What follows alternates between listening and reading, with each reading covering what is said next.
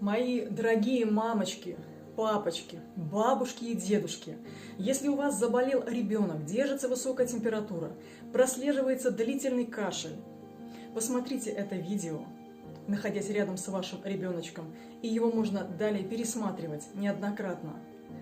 Я считаю до 10. 1, 2, 3, 4, 5, 6, 7, 8, 9, 10.